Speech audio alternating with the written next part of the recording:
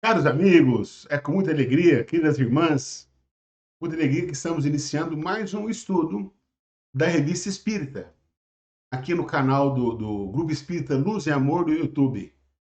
Então, esse estudo nosso acontece às terças-feiras, sempre a partir de 18h45, e normalmente fazemos estudo ao vivo, né?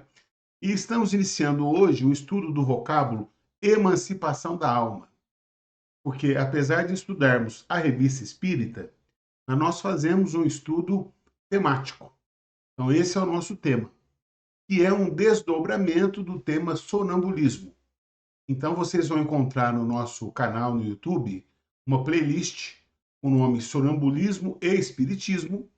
Ali são estudos de artigos da Revista Espírita e de outros livros de Allan Kardec sobre sonambulismo. Acontece que esse vocábulo ele está relacionado com outros vocábulos. E é por isso que nós vamos utilizar agora o título Emancipação da Alma, onde estaremos estudando sonambulismo e outros vocábulos. No estudo de hoje, só para aquecer, nós vamos ver um pouco desses vocábulos que eu estou dizendo para vocês, né? A partir do que? Da leitura do livro Instruções Práticas das Manifestações Espíritas, né? Mais precisamente do capítulo Vocabulário Espírita. Aqui eu fiz uma arte, conforme vocês podem observar, né, do espírito se emancipando do corpo, né? E é disso que a gente vai estar falando a partir de agora. Bom, então hoje eu vou trazer alguns vocábulos e durante as próximas semanas nós estaremos estudando esses vocábulos que são relacionados ou que estão relacionados com o sonambulismo, né? Então, só para vocês terem uma ideia, vamos começar com a palavra emancipação da alma e lá extraído do livro Instruções Práticas sobre as Manifestações Espíritas, no capítulo intitulado Vocabulário Espírita. Então tá lá, nesse livro, né, o significado de emancipação da alma. E vamos ao texto, né, do livro. Claro que aqui eu fiz uma montagem no PowerPoint, então ficou um pouco mais bonito aqui, né? Também procurei separar para que as letras possam ser o quê? Letras enormes, né? Todo mundo possa fazer leitura, porque essa é a ideia. Fazermos a leitura e depois os comentários. Bom, então a emancipação da alma é um estado particular da vida humana. Antes de mais nada, é um estado particular da nossa vida. A emancipação da alma. Durante o qual, né, desprendendo-se dos laços materiais, a alma recobra algumas de suas faculdades de espírito e entra mais facilmente em comunicação com os seres incorpóreos. Tal estado se manifesta principalmente pelo fenômeno dos sonhos, da sonolência, da dupla vista, do sonambulismo natural ou magnético e do êxtase. Bom, gente, então conforme a gente pode ver aqui no finalzinho, quais são os vocábulos que nós vamos estar estudando, né? Além de sonambulismo: sono, sonho, dupla vista, êxtase, né? Estes e outros vocábulos é que nós vamos estudar a partir de agora. E todos eles relacionados com a emancipação da alma. Conforme a gente pode observar aqui no texto, né, é um estado onde a alma ela se desprende dos laços materiais. O que é isso? A alma se desprende do corpo físico e recobra algumas de suas faculdades de espírito. Ou seja, ela recobra parte de sua memória. E aqui é importante tecer alguns comentários sobre o conceito de emancipação da alma. Primeiro, quando nós falamos que a alma se desprende dos laços materiais, ou que ela se desprende do corpo físico, nós não estamos falando do desprendimento completo. Quando há o desprendimento completo, então a alma se afasta definitivamente do corpo. E aí é o fenômeno da morte ou do desencarne. Então, no caso de emancipação da alma, nós não estamos falando de desencarne, tá? Nós não estamos falando em morte do corpo físico. Ele continua vivo, né? E apesar do corpo físico estar vivo, né, em funcionamento, a alma ela se desprende do corpo. Esse que é o fenômeno chamado emancipação da alma. E aí a gente passa a entender essa imagem, né, que eu coloquei aqui, para ilustrar o que seria esse desprendimento, né, ou emancipação da alma, tá? Ela se afastando do corpo físico, muito embora ainda ligada a ele por um laço, né? Então, ponto. Porque não falamos aqui de desencarne, não falamos de morte do corpo físico. Falamos só em emancipação da alma.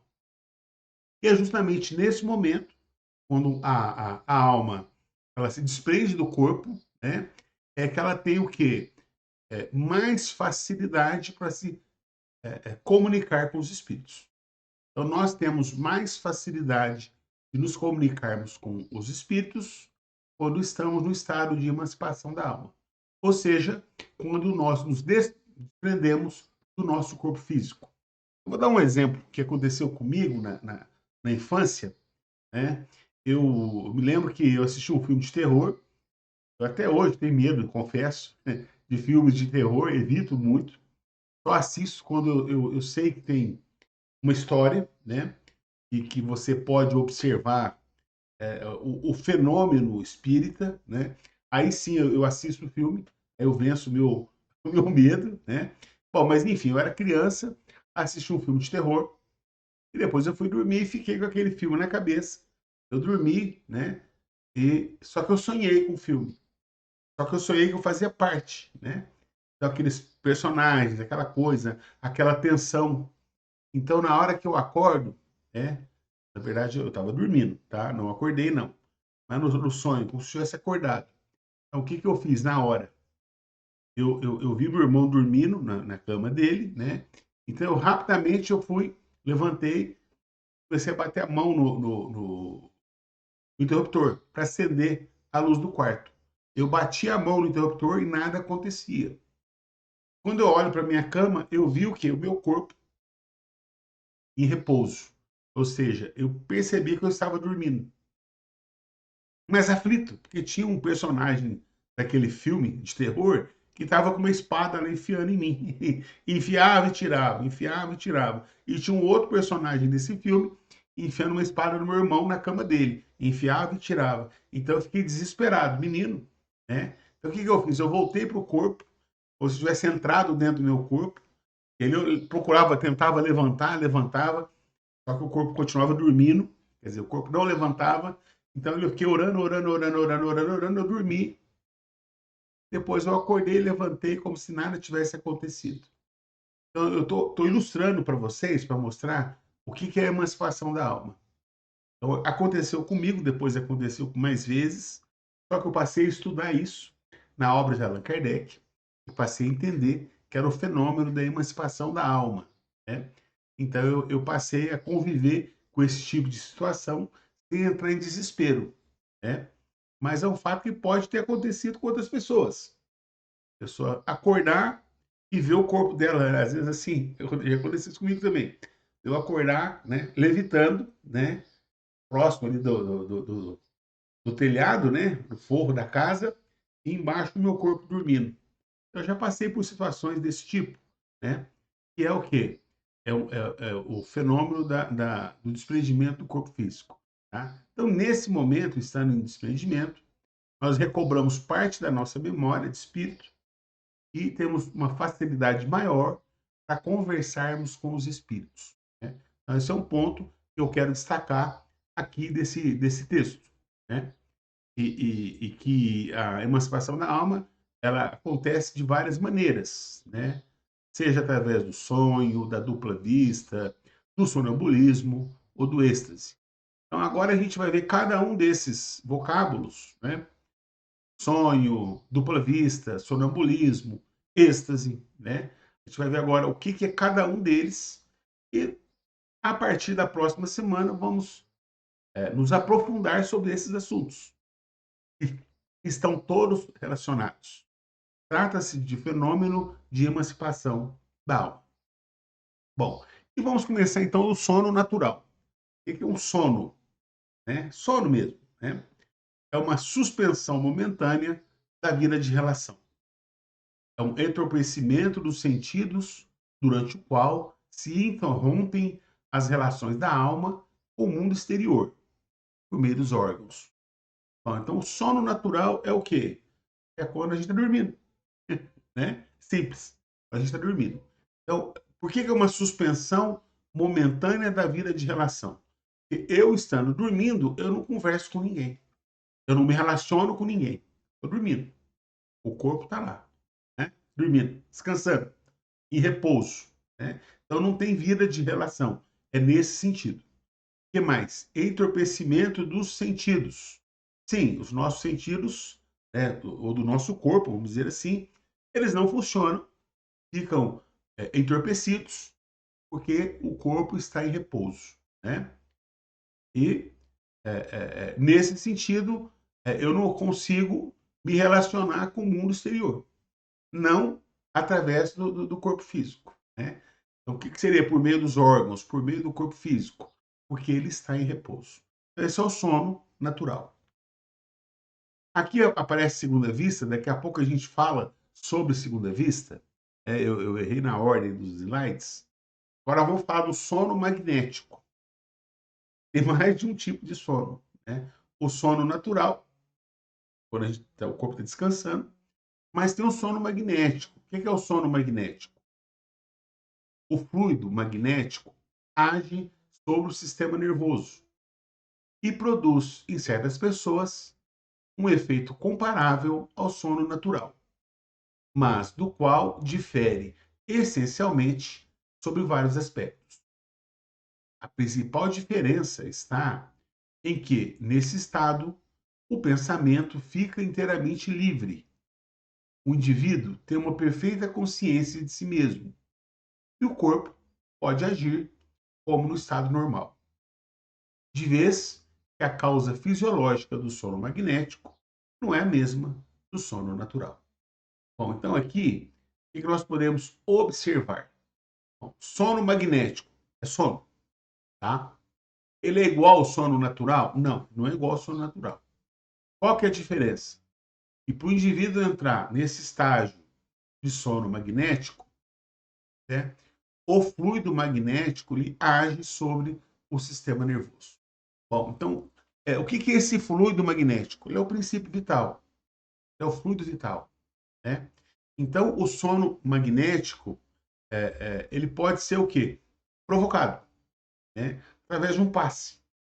Então, quando uma pessoa, um indivíduo, sujeito A, aplica um passe no outro indivíduo, sujeito B, o indivíduo A, que está aplicando o passe, ao aplicar o passe, ele vai derramar sobre o outro o seu fluido magnético. Ou seja, ele vai o quê? Através do passe, irradiar do seu fluido magnético no outro indivíduo, né? Produzindo nele um sono magnético, né? Ou seja, que é um estado mais profundo de sono, mais profundo que o sono natural, e por ser mais profundo, é justamente aí que o espírito ele fica inteiramente livre e facilita ainda mais a comunicação do espírito, né? O seu contato com outros espíritos.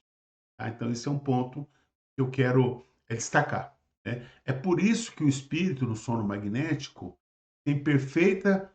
É, é, ele fica em um perfeito estágio de consciência. Tem consciência, né? Porque ele ativa a sua memória, né? Normalmente é da vida anterior, tá? Normalmente é da vida anterior. Mas o sono natural é o estado transitório que precede sempre o sono magnético. A passagem de um ao outro é um verdadeiro despertar da alma.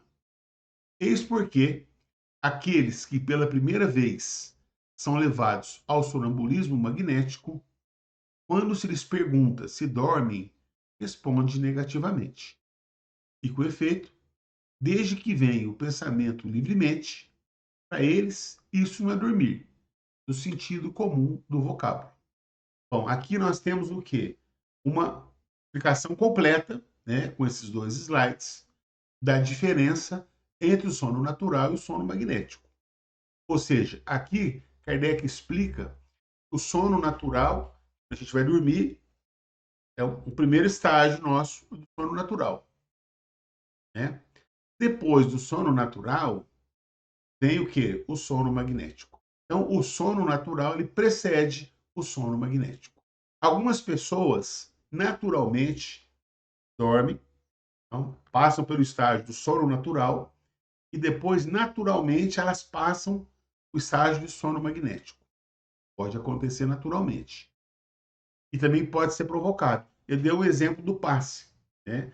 Um outro exemplo é no consultório, um psicólogo que trabalha com essa linha de memórias de vidas passadas, né? Ou regressão de memória. Isso é feito em clínica, tá, gente?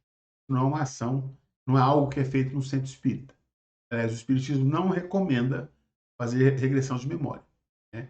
Quem tem que fazer isso é um profissional, no caso um psicólogo, né, que tem a formação nessa área.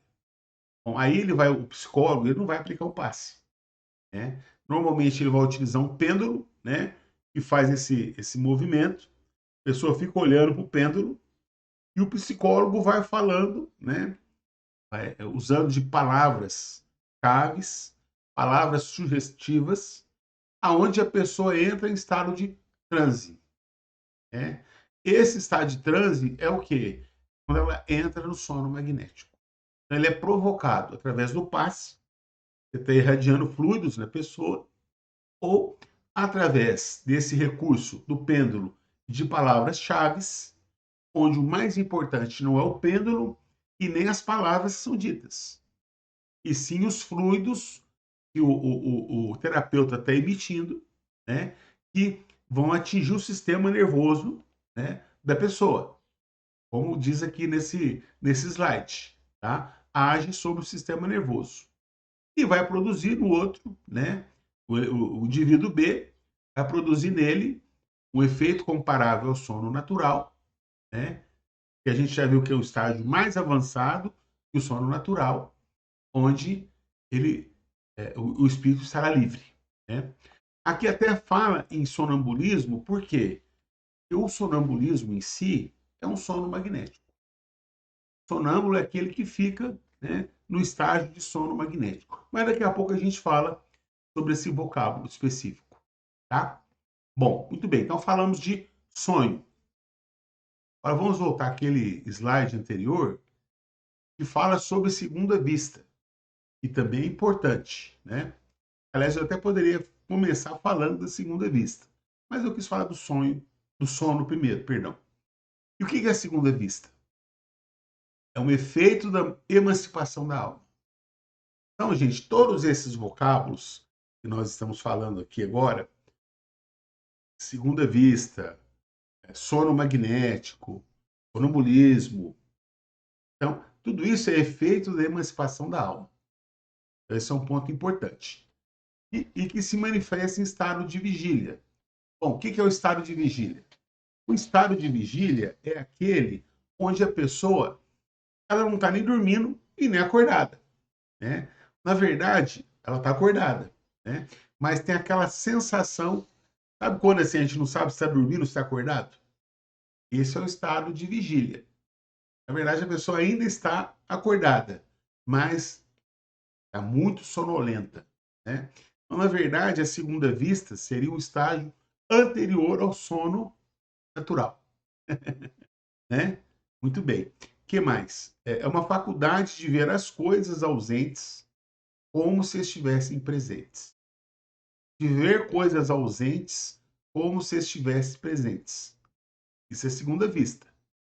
Os que são dotados dessa faculdade não veem pelos olhos, mas pela alma, que parece a imagem dos objetos em qualquer parte onde se transporte e como que por uma espécie de miragem.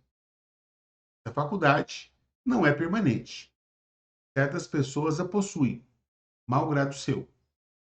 Ela lhes parece um efeito natural e produz aquilo a que chamas de visões.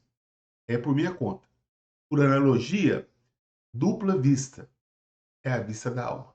Ou seja, em algumas traduções, né, algumas traduções das obras de Kardec, Ao invés de aparecer o termo segunda vista, aparece o termo dupla vista. Então, segunda vista e dupla vista, nós podemos dizer que são sinônimos, tá?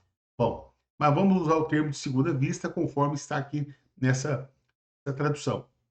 Então, fala que é um efeito da emancipação da alma, é uma emancipação da alma, segunda vista, né? E que é uma faculdade de ver as coisas ausentes.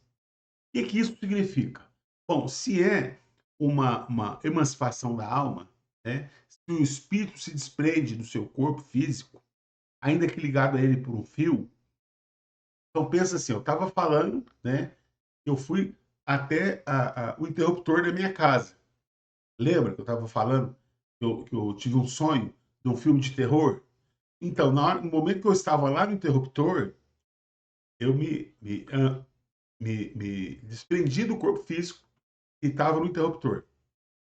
Eu poderia, no meu quarto, eu poderia ir para a sala. Poderia ir para a sala, né? Eu poderia ir para a rua. Claro que quando eu digo poderia ir para a sala e para a rua, né? É o quê? Um desprendimento do corpo físico. Então, o corpo está lá na cama, dormindo, descansando.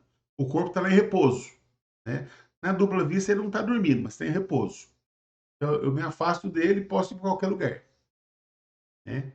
Ou simplesmente posso ir para um lugar, por exemplo, digamos que eu estou lá no consultório fazer o exame da vista, né? Então, ali onde eu estou, eu coloco o remédio, eu não estou enxergando direito.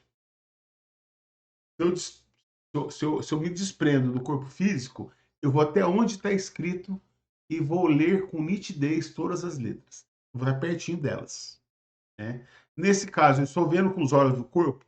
Não. Eu estou vendo com os olhos da alma.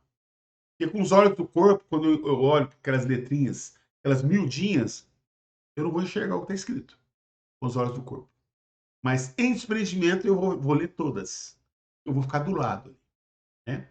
Então é isso que ele está falando. Por isso que a gente vê coisas, né, que às vezes não estão ali. Eu posso ver uma coisa que está na outra rua, posso ir até uma outra cidade, isso tudo em pensamento, né? Claro que não é para esse estudo aqui como é que isso acontece. Tá? Isso vai ficar para outra oportunidade, vamos dizer assim. Mas são coisas, né, da segunda vista ou da dupla vista. Então, uma faculdade, normalmente, quando a gente estuda sobre segunda vista, é uma faculdade mediúnica, porque nós podemos enxergar melhor as coisas, os espíritos, e podemos, inclusive, ao enxergar os espíritos, podemos entender a mensagem que eles estão nos passando. Podemos até mesmo conversar com espíritos, por que não? Né? Isso tudo no estado da segunda vista ou dupla vista. Bom, o objetivo aqui, gente, não é se esgotar o tema, tá? Não é. Então, nós estamos só dando uma pincelada para mostrar para vocês que isso tudo existe. Bom, sonho é um efeito da emancipação da alma durante o sono. Entendeu? Tudo é emancipação da alma. Nós vimos que na dupla vista a pessoa estava em estado de vigília. Não estava dormindo, estava acordada. Ainda que meio sonolenta, mas acordada. Agora aqui não, aqui é o sonho. Então o corpo está dormindo. Tá? Vamos lá. Quando os sentidos estão entorpecidos, os laços que unem alma e corpo se afrouxam, tornando-se mais livre. Tornando-se mais livre, a alma recobra parcialmente as suas faculdades de espírito e entra mais facilmente em comunicação com os seres do mundo incorpóreo. A lembrança que conserva ao despertar daquilo que viu em outros lugares, em outros mundos ou em existências passadas, constitui o sonho propriamente dito. Bom, então o que é o sonho? Primeiro, dentro da cama, eu durmo, não é? Então é um efeito de emancipação da alma durante o sono, ao contrário da dupla vista, que é durante o estado de vigília, né? Então aqui eu estou dormindo, e estando dormindo, né, os sentidos eles ficam entorpecidos, né? Então os laços que unem a alma ao corpo vão se afrouxar. A alma ela fica mais o que livre, né? E estando mais livre, ela recobra parte de sua memória. Normalmente é a memória da vida passada. Pode ser de uma outra vida? Pode. Pode recobrar memória de mais de uma vida? Também pode. Tá? Também pode. Normalmente é da vida anterior.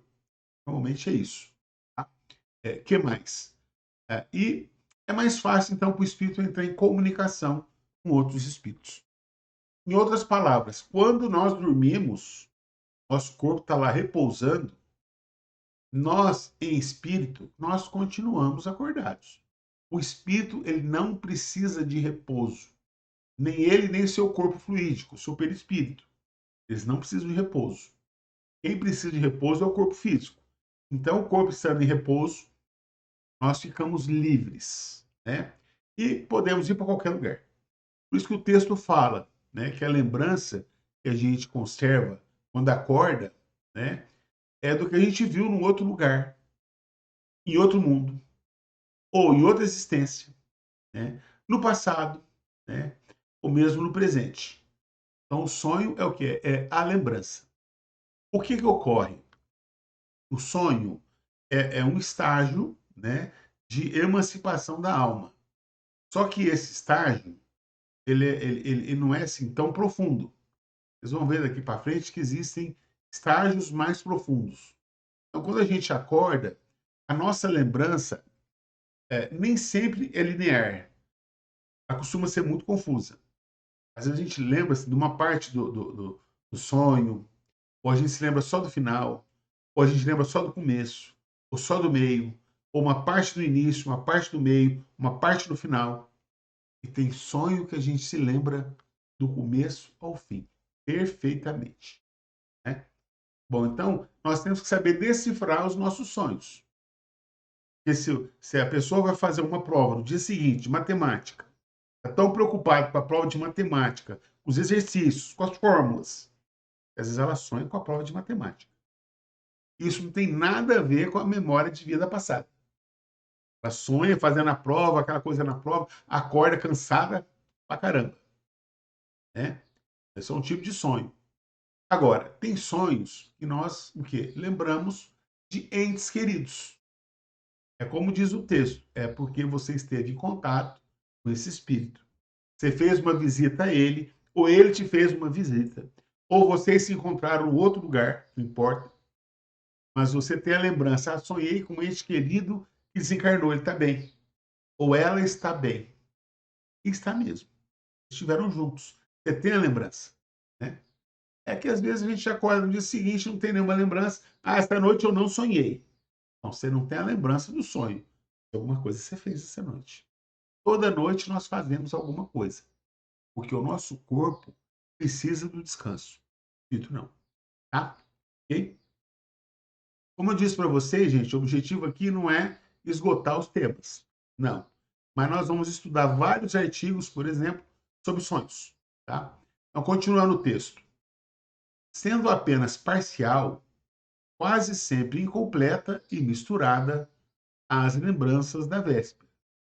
A consequência é que no encadeamento dos fatos, há soluções de continuidade que rompem a ligação e produzem esses conjuntos bizarros que parecem sem sentido, mais ou menos como uma história na qual aqui e ali truncassem linhas e frases. Bom, então, como foi dito no parágrafo anterior, o sonho é um efeito da emancipação da alma, não é? Em que a alma recobra parcialmente as suas faculdades de espírito. Como ela recobra parcialmente essas faculdades de espírito, então a lembrança do sonho ela é quase sempre incompleta. E é o que eu estava falando agora há pouco. Às vezes a gente lembra só a metade, ou só um pouco do começo, ou só um pouco do final. Ou às vezes a gente se lembra um pouco do começo, um pouco do meio, um pouco do final, né? Às vezes a gente se sonha quando está em uma outra encarnação. Então, a gente sonha com uma cidade que a gente nunca foi, com pessoas que a gente não conhece, é que a gente não se lembra delas. Quando eu estou em estado de espírito, como eu recobrei parte da minha memória, então eu conheço as pessoas.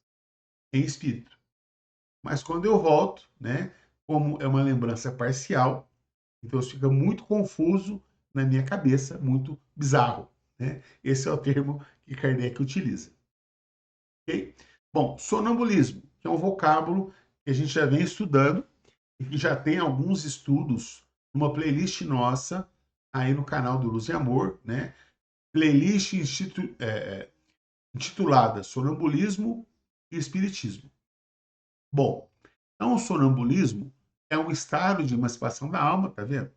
Emancipação da alma, né? Mais completo do que no sonho. Mais completo do que no sonho. O sonho é um sonambulismo imperfeito. Olha que beleza. O sonho é um sonambulismo imperfeito. No sonambulismo, a lucidez da alma, isto é, a sua faculdade de ver, que é um dos atributos da sua natureza, é mais desenvolvida. Ela vê as coisas com mais precisão e clareza. O corpo pode agir sob o impulso da vontade da alma. O esquecimento absoluto, no momento de despertar, é um dos sinais característicos do verdadeiro sonambulismo, que a independência da alma e do corpo é mais completa do que no sonho. Ora, gente, aqui nós temos algumas informações interessantes e que merecem alguns comentários. Então, primeiro, o sonambulismo, né, é o quê? É um estágio mais completo, né, que o sonho. Então, veja, a gente deita na cama, vai dormir. Primeira coisa, é a dupla vista, que é o estado de vigília, né? Bom, nem todo mundo tem a dupla vista, né? Mas a gente passa primeiro pelo estado de vigília. Então, quando vai dormir, uma hora que você deita na cama, que você não sabe se está acordado ou se está dormindo. Depois você entra numa segunda fase, que é o sono natural. Sono, né? Depois você entra para o sono magnético, né? O sonambulismo é o que? É o sono magnético. Ou seja, no estado de vigília é dupla vista, você não sabe se está acordado ou não, né? Mas se desprende do corpo físico, é um tipo de mediunidade, né? Dupla vista. Né? Depois, no sono, nós sonhamos, né? Que é um outro estágio de desprendimento da alma. E, por fim, o sonambulismo, que é um estado perfeito. Então, estando em estado de sonambulismo, o espírito ele tem uma visão completa, perfeita da, da, da vida anterior, né? Ou de vidas anteriores, dependendo do seu estágio evolutivo. E nesse sentido, né, como há uma independência da alma do corpo físico, quando ele acorda, ele não tem nenhuma lembrança. Tal é o que? A profundidade dessa emancipação da alma. Né? Então, no estado de sonambulismo, quando a gente acorda, a pessoa não tem nenhuma lembrança. Interessante, se você for entrevistar alguém estando em estado de sonambulismo, depois mostrar para a pessoa o que ela falou ali, mas esse não sou eu. Eu vai falar de coisas que ela não tem lembrança. Né? Não nessa vida, nessa encarnação. Então, esse é um ponto também muito importante, tá? Que a gente encontra nesse estado de sonambulismo. O que nós conhecemos, na verdade, conhecemos muito pouca coisa, quase nada, de sonambulismo. Nós conhecemos o sonambulismo natural, que é aquele que a pessoa entra em estado de sonambulismo, não fala coisa com coisa e sai andando por aí. A casa tem que estar fechada, a chave tem que ficar escondida, senão a pessoa às vezes sai até nu, andando por aí, né, em estado de sonambulismo. Quer dizer, esse é o sonambulismo natural. Mas tem o provocado, que é feito em clínica, né, psicólogo, ou no centro espírita em reunião mediúnica. Então, no centro espírita em reunião mediúnica, às vezes o médium aplica o passe no outro médium, um passe um pouco maior, né? Não é esse passe de 2 minutos. A gente fala passe de 2 minutos e não tem nenhum minuto, na verdade. Né? Não, esse é um passe mais longo, de uns 5 minutos, 10 minutos, e aí sim a pessoa entra em estado de sonambulismo. Uma vez em estado de sonambulismo, você conversa com ela. Da mesma forma que o psicólogo na clínica, quando ele faz a técnica lá conhecimento de vidas passadas, né? Ou de recordação da memória, né? Que até o termo mais apropriado, que agora me foge na cabeça. Então, da mesma forma que o psicólogo vai conversando com a pessoa vai lembrando e vai contando para ela coisas do passado dela. Ela pode até voltar na vida intrauterina e pode voltar até em outras encarnações. Isso pode acontecer naturalmente também no centro espírita. Não no sentido da pessoa contar na sua vida o seu passado. E isso não é atribuição do espiritismo. Mas no sentido daquele médium em estado de sonambulismo poder auxiliar num caso de tratamento espiritual, num caso de obsessão. Ele pode falar e contribuir nesse tratamento, né? Então é um fim útil e diferente de estar preocupado com o seu passado. Já que existe uma lei, né, dentro dos princípios espíritas, né, que é do esquecimento do passado. Porque Allan Kardec nos ensina que a lembrança dos erros cometidos no passado pode ser prejudicial a nós. Então, é mais interessante que a gente não tenha lembrança dos nossos erros cometidos no passado, ou que outros cometeram conosco. Não, vamos deixar isso em segundo plano, né? Então, isso é respeitado por nós espíritas, né? Então, naturalmente, quando às vezes um espírito ele nos conta numa reunião mediúnica do seu passado, isso é feito naturalmente pelos espíritos superiores. Né? Não nos cabe ficar especulando sobre o passado de ninguém. Né? Esse que é um ponto. Bom, o que mais? Ah, então tem o sonambulismo natural e o magnético. Eu vou ler o natural primeiro.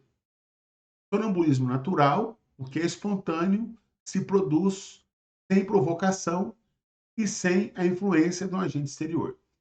Conforme eu já disse, a pessoa naturalmente entra em estado de sonambulismo, sonambulismo natural. E tem o sonambulismo magnético ou artificial, ou ainda sonambulismo provocado, né?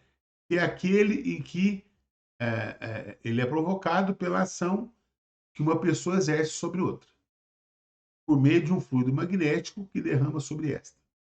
Por isso que eu falei do passe, que é quando nós irradiamos do nosso fluido, derramamos do nosso fluido no outro, né? O passe. Né? Então, é irradiação fluídica. Ou o psicólogo, onde ele usa o pêndulo e palavras-chave, onde ele também está ali irradiando do seu fluido magnético, é onde o outro entra em estado de sonambulismo magnético ou artificial. Ok? E êxtase. Bom, o êxtase também é um estado de emancipação da alma, né, durante a vida corpórea, de onde resulta na suspensão momentânea das faculdades perceptivas e sensitivas dos órgãos. Em tal estado, a alma não se prende mais ao corpo, senão por frágeis laços, e procura romper. Pertence mais ao mundo dos espíritos que entrevê do que ao mundo material. Por vezes, o êxtase é natural e espontâneo. Também pode ser provocado pela ação magnética. Neste caso, é um grau superior de sonambulismo. Então vejam vocês, gente, que coisa mais interessante. E também no estado de êxtase, o espírito continua ligado ao corpo físico. Não há desprendimento. Quando há o desprendimento, há o fenômeno da morte no corpo físico. Quando há o desprendimento, há o desencarne. E aí não tem volta. Tá? Então, no caso do êxtase, o que está falando aqui? Também é um caso de emancipação da alma, só que ele é mais profundo que o sonambulismo. Então, o estado de vigília é muito frágil, que a pessoa está acordada, mas está sonolenta. No sono natural, sono comum, o corpo está descansando.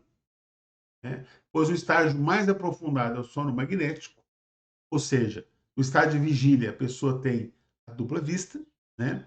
No sono natural o sonho, e no sono magnético o sonambulismo e depois, ainda no sono magnético, êxtase. Qual que é a diferença do êxtase com o sonambulismo?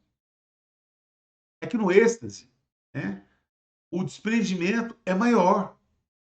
Então, o espírito, ele vive mais a vida de espírito do que a nossa vida de encarnado, né? Então, assim, os espíritos, de modo geral, eles têm o quê? Uma sensação tão boa, mas tão boa, mas tão boa, que eles querem romper o laço.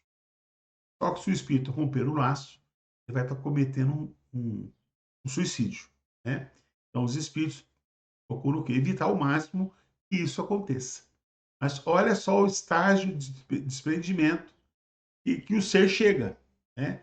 Ao êxtase, onde ele vive mais a vida de espírito do que a vida de encarnado.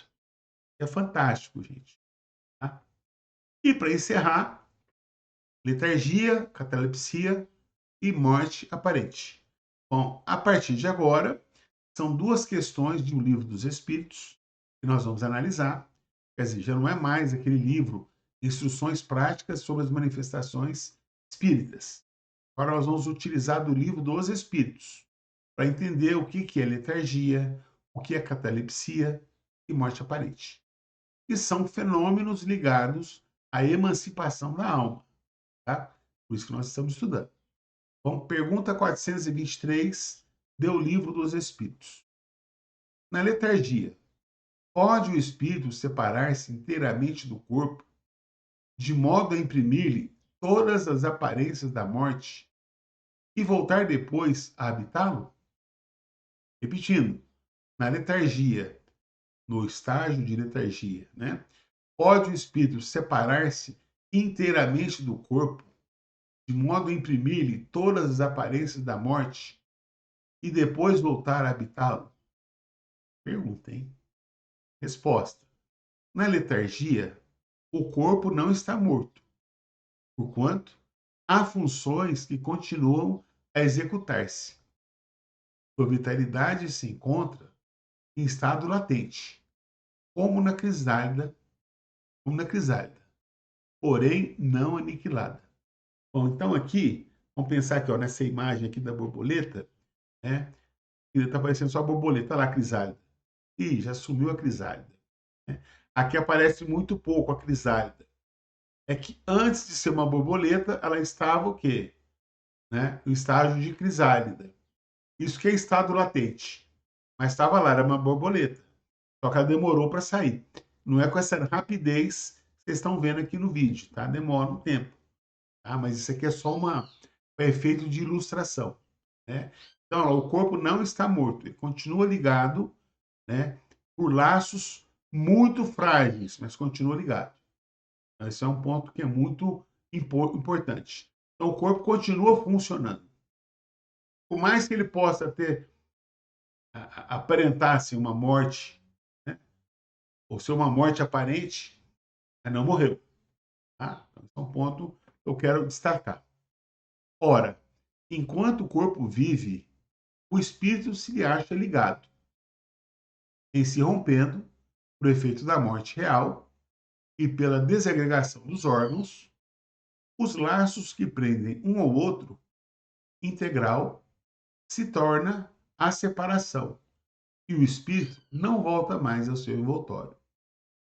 Quando um homem aparentemente morto volta à vida, é que não era completamente morto.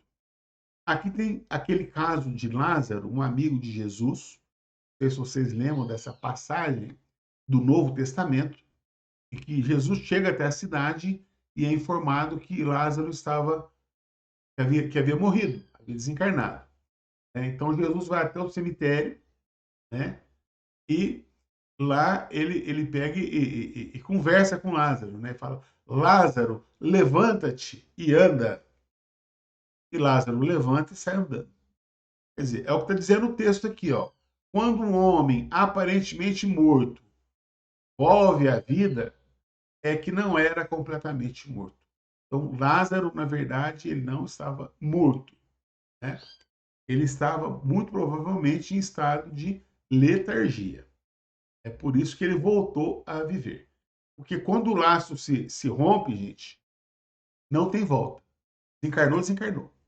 Agora, se o espírito voltou, é porque o laço não havia se rompido. Tá?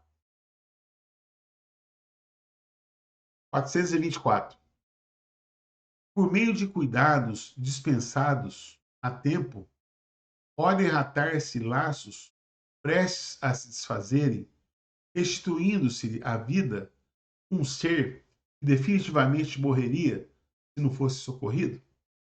Repetindo, por meio de cuidados dispensados a tempo, quer dizer, por meio de cuidados, né, a tempo, né, pode reatar-se laços prestes a desfazerem, que não foram desfeitos ainda, mas pode reatar esses laços, restituindo-se à vida um ser que definitivamente morreria se não fosse socorrido? Resposta: sem dúvida. E todos os dias tendes a prova disso. O magnetismo, em tais casos, constitui, muitas vezes, poderoso meio de ação, porque restitui ao corpo o fluido vital que lhe falta para manter o funcionamento dos órgãos. Bom, então o que está dizendo aqui? Ó? Bom, pode acontecer de uma pessoa condenada à morte, né, dela, se houver um cuidado a tempo, né, os laços prestes a se romper, eles podem ser reconstituídos? Podem. E aqui ele pega e fala em magnetismo. Para nós, chamamos de a ação dos fluidos, ação fluídica, ou seja, o passe. O passe. Então vejam vocês, o passe, a prece. Então, vejam vocês. É muito comum, assim, ó, tem um ente querido que está doente, está internado, estado grave, né? E aí lá o médico fala assim, olha, só por Deus, não sei do que e tal, né? Aí a família começa a orar, orar, os amigos começam a orar, começa a espalhar, né? E a cidade toda orando para aquela pessoa. Aí tem um dia que ela melhora. Ela estava lá na UTI. Vai pro quarto. Aí todo mundo se afrouxa. Ah, ele melhorou, ela melhorou, ah, foi pro quarto. Aí no dia seguinte volta pra UTI e já desencarna. O que aconteceu? A pessoa estava prestes a desencarnar, mas foram tantas as preces, que a pessoa prestes a desencarnar, mas tantas preces, que o fluido vital oferecido, né, o fluido magnético oferecido, foi restituindo aquelas partes fracas do corpo. E a pessoa continua ali, ó, inteira, viva, né? Quer dizer, viveu mais, viveu mais. Até o momento em que os espíritos fazem, há uma melhora no quadro, aí a família relaxa um pouco, nesse momento de relaxamento, que as pessoas até param de orar, né? Porque houve uma melhora, é que o ser vai lá e desencarna. Né? Então, é um exemplo para mostrar a eficácia da prece, a eficácia do passe no tratamento de enfermidades. Né? Então, é possível, sim, até mesmo promover a cura. É por isso que existe a mediunidade curadora, né? De médiuns, como o nosso querido amigo João Berbel, que trabalha com a equipe do Dr. Alonso, fazem cirurgias espirituais. Casos de doenças graves, como câncer, por exemplo, e a pessoa tem o exame, tem o diagnóstico, e o médico, às vezes, até marca assim, o dia da cirurgia. Aí a pessoa antes ela vai faz uma cirurgia espiritual, aí volta para o médico, faz uma bateria de exames para já marcar a cirurgia e não aparece mais o tumor. Quer dizer, a pessoa foi curada com uma cirurgia espiritual. Claro que isso é um caso raro, porque o médium curador ele tem um potencial fluídico muito grande, né? Que nós não temos. Então, mas nós também podemos produzir o mesmo efeito do médium curador. Não sozinhos, mas em grupo. Então, quanto mais pessoas estiverem orando uma pessoa doente, né, em estado grave, né, mais chance essa pessoa tem de ser até mesmo curada. Agora, nós não podemos enfrentar os desígnios de Deus. Chegar a hora de alguém, mesmo com todo mundo orando por esse alguém, chegar a hora, os espíritos vão promover uma situação que essa pessoa vai acabar desencarnando. Né? Não vai ser uma coisa assim tão, tão simples, né, meus queridos? Certo? Então, esse é um ponto que é importante, né? E que eu queria estar tacando com vocês, né? E que nós podemos agora, a partir de tudo isso, né? Pensar em continuar, né? Com as nossas reflexões, os nossos estudos. Estou tentando tirar aqui essa tela, estou apanhando aqui um pouco da, da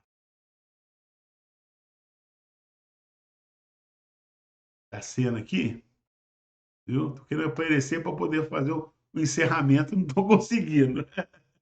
Eu estou apanhando aqui da tecnologia, né?